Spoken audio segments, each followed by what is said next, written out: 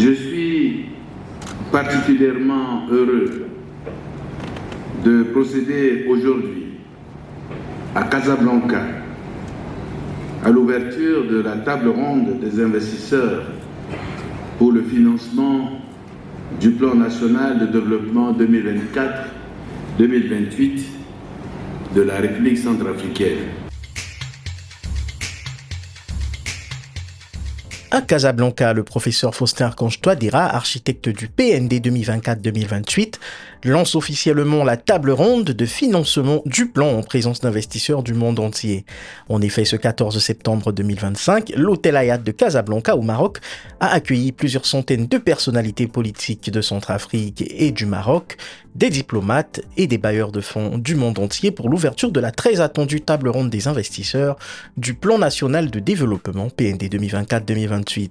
Cet événement, véritable pierre angulaire du futur économique de la République centrafricaine, a été orchestré par le président de la République, chef de l'État, le professeur Faustin Archange Touadéra, qui en a fait un rendez-vous stratégique pour attirer des investissements vitaux pour son pays. L'ouverture officielle de la table ronde a eu lieu vers 10h de Casablanca, alors que le président Touadéra est arrivé, salué par une salle décorée aux couleurs vives de l'événement, du rouge et du blanc, symbolisant la puissance du plan national de développement baptisé Ambition 28. Madame Nadia Feta Alaoui, ministre de l'économie et des finances du Maroc, a ouvert les discours en soulignant l'engagement indéfectible du roi Mohamed VI en faveur du développement africain. Elle a insisté sur l'importance de la coopération sud-sud et sur l'accompagnement du Maroc aux projets structurants de l'Afrique.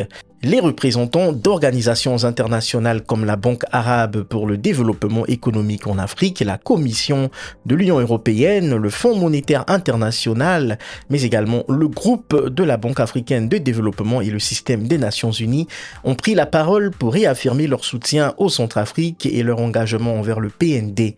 L'événement a atteint son sommet avec l'intervention du professeur Faustin Archange Touadéra.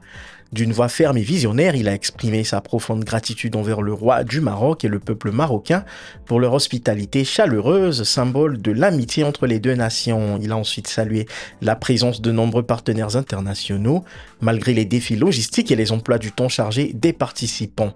Dans son discours, le président Touadéra a présenté le PND comme un plan ambitieux, non seulement pour réduire la pauvreté, mais aussi pour métamorphoser le Centrafrique. Ce plan se veut raisonnablement ambitieux. Il permettra d'améliorer les conditions de vie des Centrafricains et d'attirer des investissements précieux, a-t-il déclaré. Il a également souligné l'importance de la diversification économique et l'industrialisation du pays. Enfin, le président a conclu son discours avec une déclaration forte, soulignant l'opportunité unique qu'offre le Centrafrique aux investisseurs.